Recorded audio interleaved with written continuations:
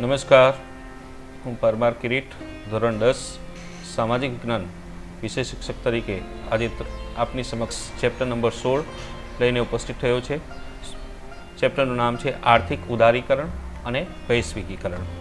આ પાઠની અંદર આપણે આર્થિક ઉદારીકરણ, ખાનગીકરણ, વૈશ્વિકીકરણ અને ટકાઉ વિકાસ અંગેની સમજ મેળવવાની છે.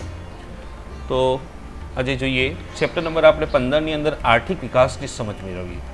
પણ હવે આર્થિક વિકાસની પ્રક્રિયા હેઠળ જે આર્થિક વિકાસ થવો જોઈએ તે ન થઈ શક્યો, એના પરિણામ સ્વરૂપ ભારતીય અર્થતંત્રની અંદર કેટલાક સુધારા કરવા પડ્યા. એ સુધારાના સ્વરૂપની અંદર જ આ ચેપ્ટર નંબર 16 આવે છે.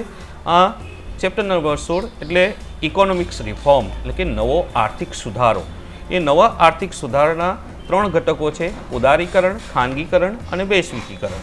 આ નીતિ શા માટે અમલમાં મૂકવી પડી એના સંદર્ભમાં આપણે સમજ મેળવીશું. તો આપ જાણો છો કે આપને ભારતને ઈસવીસન 1947ની અંદર આઝાદી મળી અને 1951થી ભારતમાં પંચવર્ષીય યોજનાનો પ્રારંભ થયો.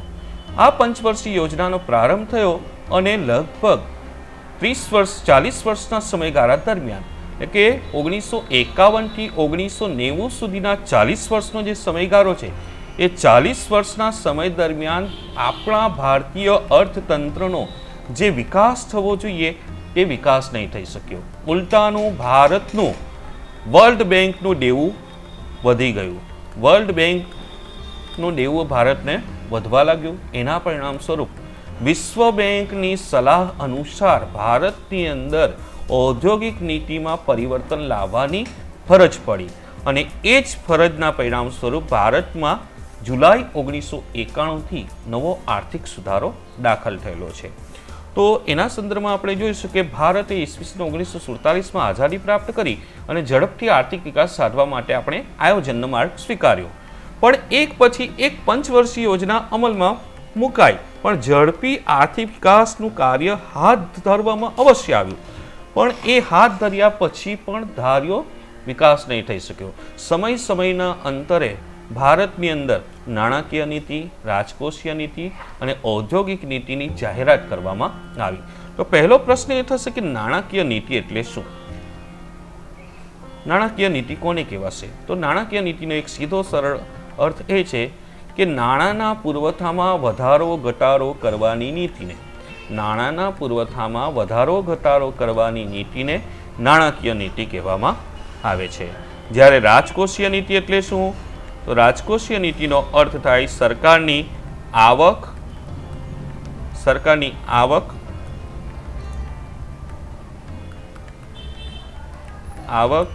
જાવક અને ખર્ચ. સરકારની આવક, જાવક અને ખર્ચ અંગેની નીતિને રાજકોષીય નીતિ કહેવામાં આવે છે. જ્યારે ઔદ્યોગિક નીતિનો મતલબ એ થશે કે ઉદ્યોગોના વિકાસ માટે સરકારે જે કંઈક પગલાં ભર્યા છે એને ઔદ્યોગિક નીતિ કહેવામાં આવે છે. પરંતુ આપણે જોઈએ કે છેલ્લા 40 વર્ષ એટલે કે 1951થી 1990 સુધીના 40 વર્ષની અંદર ઘણી યોજનાઓ પૂરી થઈ ગઈ, પણ એમાં ધારી સફળતા નહીં મળી. અને આ નિષ્ફળતાના કારણની તપાસ કરીને ભારતની અંદર નવો આર્થિક સુધારો દાખલ કરવા માટે નવી આર્થિક નીતિ અમલમાં આવી છે. એના સંદર્ભમાં આપણે આજે ઉદારીકરણ, ખાનગીકરણ અને વૈશ્વિકીકરણની સમજ મેળવવાની છે. તો વિદ્યાર્થી મિત્રો, પ્રશ્ન પહેલો એ થશે કે ભારતમાં નવો આર્થિક સુધારો ક્યારે દાખલ થયો? તો તમારે યાદ રાખવાનું છે જુલાઈ 1991 છે. 1991ની અંદર નવો આર્થિક સુધારો દાખલ થયો. આ આર્થિક સુધારાના 3 ઘટકો છે. પહેલું ઉદારીકરણ, બીજું ખાનગીકરણ અને ત્રીજું છે વૈશ્વિકીકરણ. અહીં આપણે સૌપ્રથમ સમજ મેળવીશું ઉદારીકરણ એટલે શું. તો ઉદારીકરણની એક સામાન્ય સમજ એ છે, વ્યાખ્યા અલગ રીતે જોઈએ તો સરકારી અંકુશો અને નિયમનો ક્રમશઃ ઘટાડતા જઈ આર્થિક નિર્ણયો ભાવતંત્રના આધારે લેવાય એવી નીતિને આર્થિક ઉદારીકરણની નીતિ કહેવામાં આવે છે. ફરી પાછું કે સરકારી અંકુશો અને નિયમોનો ક્રમશઃ ઘટાડતા જઈ આર્થિક નિર્ણયો ભાવતંત્રના આધારે લેવાય એવી નીતિને આર્થિક ઉદારીકરણની નીતિ કહેવામાં આવે છે. પુસ્તકની વ્યાખ્યા પ્રમાણે જોઈએ તો સરકાર દ્વારા સરકાર દ્વારા ઔદ્યોગિક નીતિ દ્વારા ખાનગી ક્ષેત્ર પરના અંકુશો અને નિયંત્રણો ક્રમશઃનો મતલબ થયો ધીમે ધીમે એક પછી એક જે સરકારી અંકુશો છે ખાનગી ક્ષેત્ર પર તે ધીમે ધીમે ઘટાડો કરવાનો અને વિકાસને પ્રોત્સાહિત થાય છે, વિકાસને પ્રોત્સાહિત કરે તેવી નીતિને ઉદારીકરણની નીતિ કહેવામાં આવી છે. ફરી પાછું ઉદારીકરણ એટલે શું? તો સરકારી ઔદ્યોગિક નીતિ દ્વારા ખાનગી ક્ષેત્ર પરના અંકુશો અને નિયંત્રણો ક્રમશઃ ઘટાડવાના છે અને વિકાસને પ્રોત્સાહિત કરે એવી નીતિ અપનાવવાની છે, જેને ઉદારીકરણની નીતિ કહેવામાં આવે છે. તો આપણે જોઈએ શરૂઆતની અંદર આપણે જે ઉદારીકરણની પ્રક્રિયા એટલે કે 1991થી દાખલ કરી તો એની અંદર આપણે કેટલાક નવા આર્થિક સુધારાઓ અપનાવ્યા છે. એ આર્થિક સુધારાની આપણે સમજ મેળવીશું. તો પહેલો સુધારો છે કે સરકારે 18 ઉદ્યોગો જાહેર ક્ષેત્ર માટે અનામત રહ્યા. જાહેર ક્ષેત્રનો મતલબ કે સરકારની માલિકીના જે ઉદ્યોગો છે એ 18 ઉદ્યોગોની માલિકી સરકારે પોતાના હસ્તક રાખી. તે સિવાયના બાકીના તમામ ઉદ્યોગો માટે પરવાના પદ્ધતિ નાબૂદ કરી. બરાબર છે? તે સિવાયના તમામ ઉદ્યોગો છે એના માટે પરવાના પદ્ધતિ નાબૂદ કરી. પરવાના પદ્ધતિનો મતલબ થયો કે મંજૂરી લેવા માટેની જે લાંબી પ્રક્રિયા છે એ નાબૂદ કરવામાં આવી, એટલે કે રદ કરવામાં આવી. 18 ઉદ્યોગો સિવાય કોઈ પણ ઉદ્યોગની અંદર ખાનગી ક્ષેત્રને પ્રવેશની છૂટ આપવામાં આવી છે. બીજો મુદ્દો છે સરકારે આપણે જોયું કે 18 ઉદ્યોગોની માલિકી સરકારે પોતાના હસ્તક રાખી છે. તો એમાંના કયા? તો લગભગ 18 ઉદ્યોગમાંથી સરકારે 3 ઉદ્યોગોની માલિકી પોતાને હસ્તક રાખી છે. દાખલા તરીકે રેલવે છે, અણુક્ષેત્ર છે અને સંરક્ષણ છે. આ દેશની સુરક્ષા માટે અને દેશની આર્થિક પ્રગતિ માટે જે મહત્વના વિષયો છે એ ઉદ્યોગો સરકારે પોતાના હસ્તક રાખ્યા છે અને તે સિવાયના બધા જે ઉદ્યોગો છે એ ખાનગી ક્ષેત્ર માટે એમણે ખુલ્લા મૂક્યા છે. વિદ્યાર્થી મિત્રો, એ સમજવાનું છે કે અણુ ક્ષેત્ર જે છે, અણુ ઉત્પાદન છે કે શસ્ત્રનું ઉત્પાદન છે, એ ઉદ્યોગોની માલિકી આપણે ખાનગી ક્ષેત્રને ન સોંપી શકીએ, કારણ કે એનાથી દેશની સુરક્ષા સામે કેટલાક પ્રશ્નો ઊભા થશે. એ જ રીતે રેલવે જે છે આખા ભારતીય અર્થતંત્રની કરોડરજ્જુ છે, એને ખાનગી ક્ષેત્રને ન સોંપી શકાય. એ દેશના આર્થિક વિકાસ માટે જરૂરી છે એવા તમામ ઉદ્યોગોની માલિકી એટલે મહત્વપૂર્ણ ઉદ્યોગોની માલિકી સરકારે પોતાના હસ્તક રાખી છે. તે સિવાય બધા ઉદ્યોગો ખાનગી ક્ષેત્ર માટે ખુલ્લા મૂક્યા છે. 18 માંથી સરકાર પાસે વર્તમાન સમયમાં 3 ઉદ્યોગોની માલિકી છે: રેલવે, અણુક્ષેત્ર અને સંરક્ષણ શસ્ત્રનું ઉત્પાદન કરતા. ત્યારબાદ ત્રીજો સુધારો એ થયો કે ઉદ્યોગો માટે ફરજિયાત નોંધણીની પ્રથા રદ કરવામાં આવી. એટલે રજિસ્ટ્રેશનની જે આખી પ્રક્રિયા હતી ઘણી લાંબી ચાલતી હતી, એ પ્રક્રિયા રદ કરી અને નવા ઉદ્યોગ સ્થાપવો હોય, ઉદ્યોગનું સ્તર બદલવું હોય, પછી ઉદ્યોગનો વિસ્તાર કરવો હોય, એના માટે ફરજિયાત નોંધણી કરવાની જે જરૂરિયાત હતી તે રદ કરવામાં આવી. જે 1991 પહેલાં જે ફરજિયાત હતું તે 1991 પછી રદ કરવામાં આવી, એટલે કે નોંધણી પ્રથા નાબૂદ થઈ. ને ખાસ કરીને કયા ઉદ્યોગો ઝડપથી સ્થાપી શકાશે? તો જે ઉદ્યોગો, ચોથો પોઈન્ટ છે કે જે ઉદ્યોગોમાં પ્રદૂષણ ન ફેલાય અને પર્યાવરણને જોખમી ન હોય.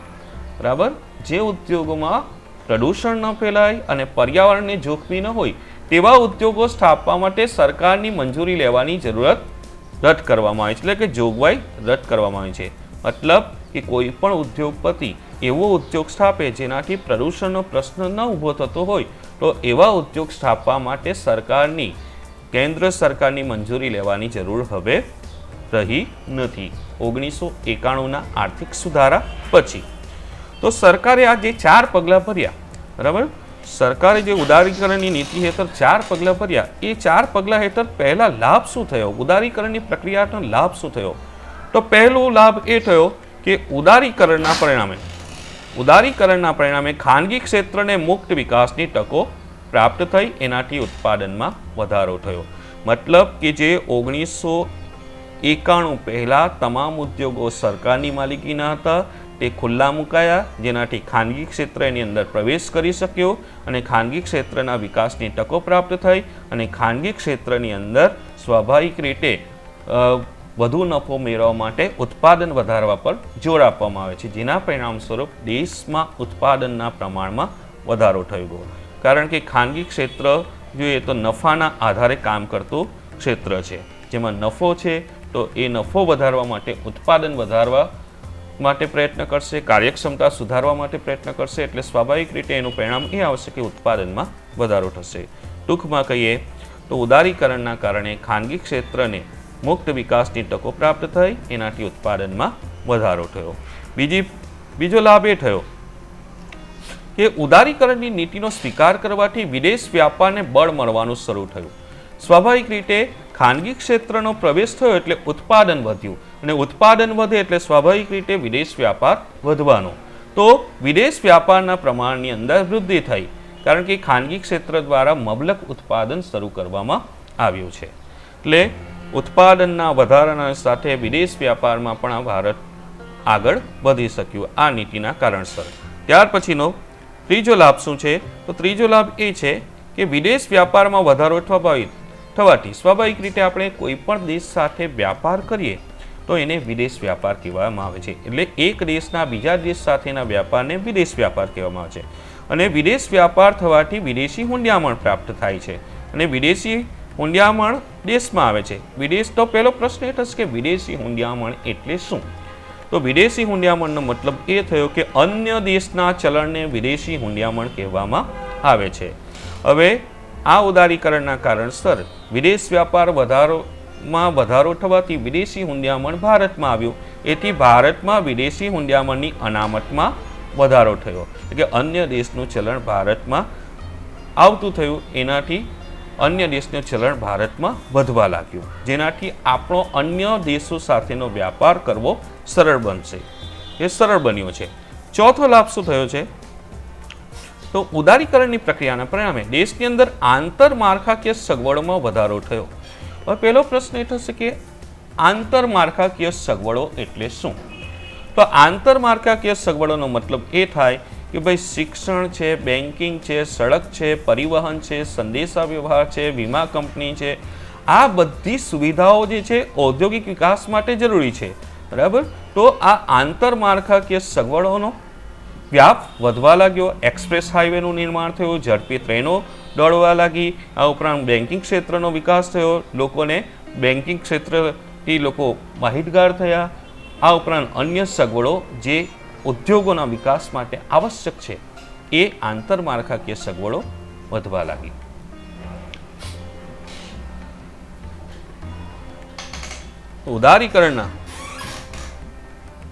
ઉદારીકરણના જે લાભો છે એ લાભોની સાથે સાથે ઉદારીકરણના ગેરલાભો પણ છે. દાખલા તરીકે ઉદારીકરણથી ગેરલાભ શું થયો? તો ઉદારીકરણનો સૌથી પહેલો ગેરલાભ એ છે કે ખાનગી ક્ષેત્ર પરના અંકુશો ઘટવા છતાં ઇજારાશાહીના વલણોમાં ઘટાડો થયો નથી. ખાનગી ક્ષેત્રના વિકાસ માટે આપણે ખાનગી ક્ષેત્રને પ્રોત્સાહન આપ્યું, પણ ખાનગી ક્ષેત્ર પર અંકુશ આપણા ઘટવાથી શું થયું? ઇજારાશાહી પર જે નિયંત્રણ આવવું જોઈએ.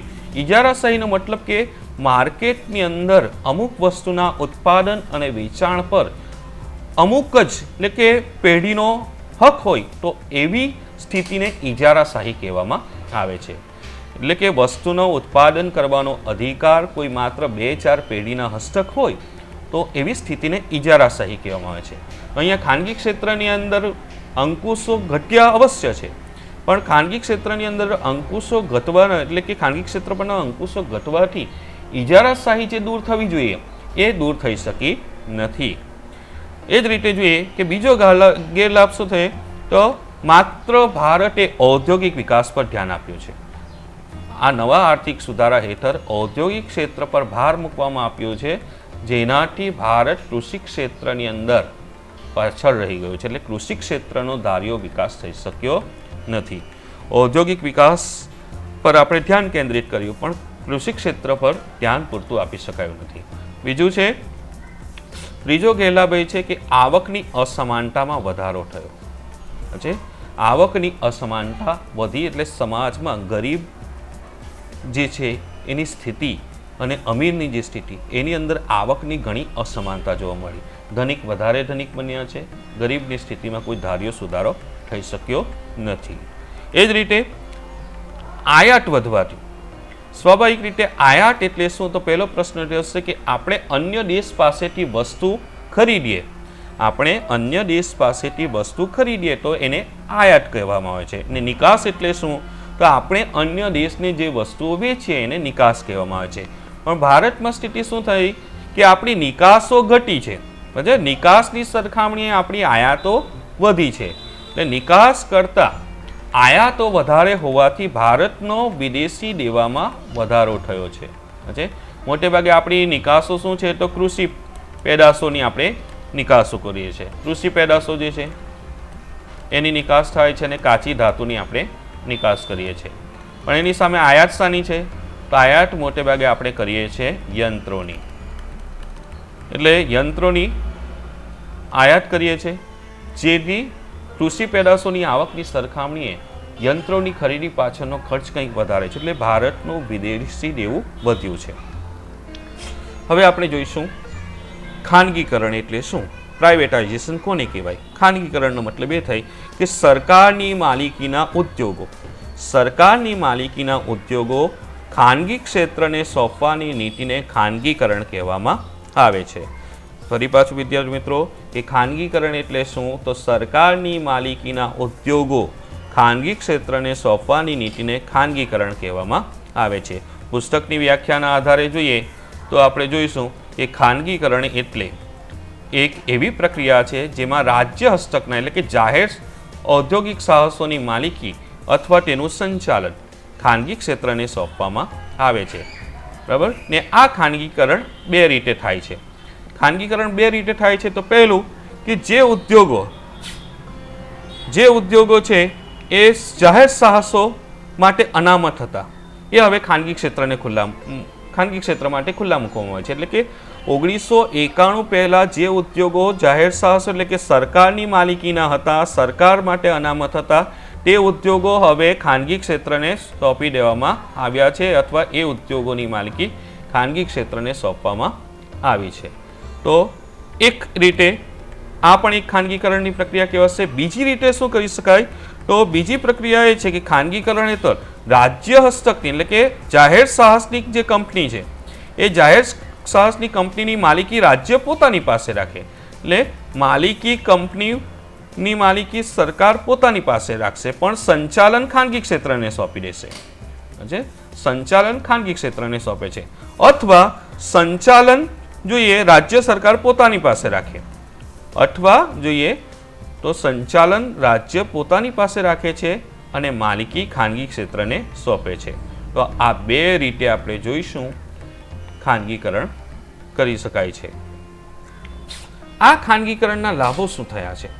જે નવો આર્થિક સુધારો દાખલ થયો એનાથી ખાનગીકરણ, ઉદારીકરણ અને ખાનગીકરણની જે નીતિ અપનાવી, તો એ ખાનગીકરણ એટલે કે પ્રાઇવેટાઇઝેશન થઈ લાભ શું થયો છે? તો પહેલો લાભ એ થયો છે કે જે ઉદ્યોગો સરકારે ખાનગી ક્ષેત્ર માટે ખુલ્લા મૂક્યા છે, એટલે સ્વાભાવિક રીતે નવા ઉદ્યોગો ખુલ્લા મુકાયા છે, એટલે ઔદ્યોગિક ઉત્પાદન એકમો છે એની સંખ્યામાં વધારો થયો છે. અત્યાર સુધી એટલે કે 1991 સુધી, બરાબર છે, 1951 થી 91 સુધી ઉદ્યોગો સરકારની માલિકીના હતા, એટલે એનું મર્યાદિત પ્રમાણ હતું. પણ હવે આ ઉદ્યોગોની અંદર ખાનગી ક્ષેત્રને પ્રવેશવાની છૂટ મળી છે. એટલે ઉત્પાદન ઉદ્યોગો છે અને ઉત્પાદન એકમોની સંખ્યામાં વધારો થયો, એટલે ઉત્પાદન કરવાની ક્ષમતામાં પણ આપણો વધારો થયો છે. પહેલો લાભ કે ખાનગીકરણની નીતિના લીધે દેશમાં ઔદ્યોગિક ક્ષેત્રે ઉત્પાદકીય એકમોની સંખ્યામાં વધારો નોંધાયો છે. બીજો લાભ શું થયો છે? તો ખાનગીકરણના કારણે મૂડીગત અને વપરાશી વસ્તુના ઉત્પાદનમાં વધારો થયો છે. વપરાશી વસ્તુઓ સ્વાભાવિક રીતે ઉત્પાદન પ્રક્રિયાની અંદર ખાનગી ક્ષેત્ર પ્રવેશ્યું, એનાથી જીવન આવશ્યક જે વપરાશી વસ્તુ છે એના ઉત્પાદનમાં ઝડપથી વધારો થયો છે અને દેશના લોકોને પૂરતી માત્રાની અંદર એ વસ્તુઓ મળતી થઈ ગઈ છે. જ્યારે મૂડીગત ઉત્પાદન એટલે શું? તો જે કોઈ વસ્તુનું નિર્માણ કરવા માટે યંત્ર ઓજારોની જરૂર પડે છે, યંત્ર ઓજાર કે સાધનોની જરૂર પડે છે, જેના દ્વારા અન્ય વસ્તુનું ઉત્પાદન કરી શકાય છે, તો એ વસ્તુને મૂડીગત ઉત્પાદન કહી શકીએ છીએ, અથવા એને મૂડી પણ આપણે કહી શકીએ છીએ। તો ખાનગીકરણના કારણે મૂડીગત અને વપરાશી વસ્તુના ઉત્પાદનમાં વધારો થયો છે। ત્રીજો લાભ એ થયો છે કે જાહેર ક્ષેત્રના એકમોનું ખાનગીકરણ થવાથી જે ઉદ્યોગો સરકારની માલિકીના હતા તે ઉદ્યોગો હવે ખાનગી ક્ષેત્રને સોંપવામાં આવ્યા। એનાથી ખાનગી ક્ષેત્રની અંદર જાહેર ક્ષેત્રના એકમોની કાર્યક્ષમતામાં વધારો થયો છે। જાહેર એકમો જે છે, જાહેર ઉદ્યોગો હતા સરકારની માલિકી, તેનું ઉત્પાદન કરવાની ક્ષમતા વધી છે, કારણ કે હવે એનું સંચાલન કરવાની જવાબદારી ખાનગી ક્ષેત્રને સોંપવામાં આવી છે। થોડા સમયના અંતરે આપણે જોઈએ કેટલાક ઉદ્યોગો સરકારે ખાનગી ક્ષેત્ર માટે ખુલ્લા મૂક્યા। એ ઉદ્યોગોના ખાનગીકરણના કારણે આપણે ત્યાં ઉત્પાદન પ્રક્રિયા પણ બહુ ઝડપી બની છે અને સુવિધાઓમાં પણ વધારો થયો છે। દાખલા તરીકે આપણે જોઈએ ભાઈ ટાર અને ટપાલ સેવા છે, અત્યાર સુધી 1990 સુધી જોઈએ તો આપણે જોઈશું કે ટપાલ સેવા માત્ર સરકારની હતી, કેન્દ્ર સરકાર સંચાલિત હતી। હવે જોઈએ 1990 પછી જે આપણે જોઈશું તો પ્રાઇવેટ કુરિયર સેવાઓ શરૂ થઈ છે। એ કુરિયર સેવાઓના કારણે જે સંદેશા વ્યવહારની પ્રક્રિયા છે એ વધુ ઝડપી બની છે। તો ધીમે ધીમે ઉદ્યોગોની માલિકી ખાનગી ક્ષેત્રને સોંપવાથી બરાબર છે, જાહેર ક્ષેત્રના એકમોની કાર્યક્ષમતામાં પણ વધારો થયો છે। જે ઉદ્યોગો સરકારની માલિકીના હતા તેમાં પણ ઉત્પાદન કરવાની ક્ષમતામાં વધારો થયો છે। તો આ ખાનગીકરણના લાભોની સાથે સાથે એના ગેરલાભો પણ જોઈશું। તો ખાનગીકરણના કારણે સૌથી પહેલો ગેરલાભ એ થયો કે આર્થિક સત્તાનું કેન્દ્રીકરણ થયું। આર્થિક સત્તાનું કેન્દ્રીકરણ થયું મતલબ કે જે મોટા ઉદ્યોગો ખાનગી ક્ષેત્રની અંદર છે, જે ખાનગી ક્ષેત્રના જે મોટા ઉદ્યોગો છે એ ઔદ્યોગિક ઉત્પાદનની આવકનો મોટા ભાગનો હિસ્સો કવર કરી જાય છે।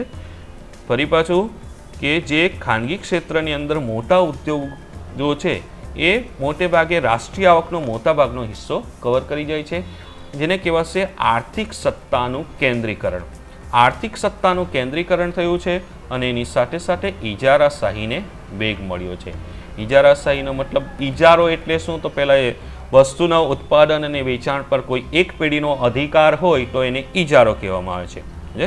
વસ્તુના ઉત્પાદન અને વેચાણ પર કોઈ એક પેઢીનો અધિકાર હોય તો એને ઇજારો કહેવામાં આવે છે। પણ એક નહીં, એકથી વધુ પણ અસંખ્ય ન હોય, થોડી માત્રાની અંદર પેઢીઓની સંખ્યા હોય તો એવી વસ્તુના ઉત્પાદન હેઠળ ઇજારાશાહીનું દૂષણ પ્રવેશે છે। દાખલા તરીકે જોઈએ આપણે ત્યાં મોબાઈલ નેટવર્કની સુવિધા આપનારી 8-10 કંપનીઓ છે। એ 8-10 કંપનીઓ ધારે એટલા ભાવ ગ્રાહક પાસેથી વસૂલ કરતા જોવા મળે છે। તો આ ઇજારાશાહીની સ્થિતિ છે, ઇજારાશાહીને વેગ મળ્યો છે ખાનગીકરણના કારણે। ને વર્તમાન સમયની અંદર પણ જોઈશું કે આ પેઢીઓ પોતાનો નફો વધારવા માટે સતત પ્રયત્નશીલ રહે છે અને ગ્રાહકનું શોષણ પણ કરી રહી છે।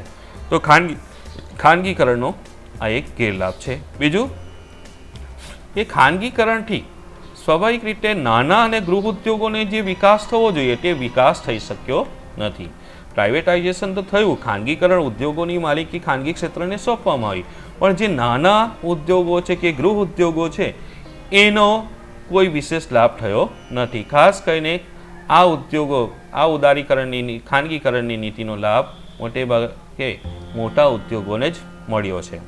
ત્રીજું કે ખાનગીકરણના કારણે ભાવો અંકુશમાં રહ્યા નથી, એટલે ભાવ વધારાને આપણે નિયંત્રણમાં લઈ શક્યા નથી, એટલે ભાવ વધારાની સમસ્યા ઊભી થઈ છે। તો આ ખાનગીકરણના ગેરલાભો થયા। લાભો ફરી પાછા જોઈએ તો ઉત્પાદન કરવાની ક્ષમતામાં વધારો થયો, એટલે ઉત્પાદન વધ્યું, ઉત્પાદન એકમોની સંખ્યા વધારી અને ઉત્પાદન એકમોની કાર્યક્ષમતામાં પણ વધારો થયો છે।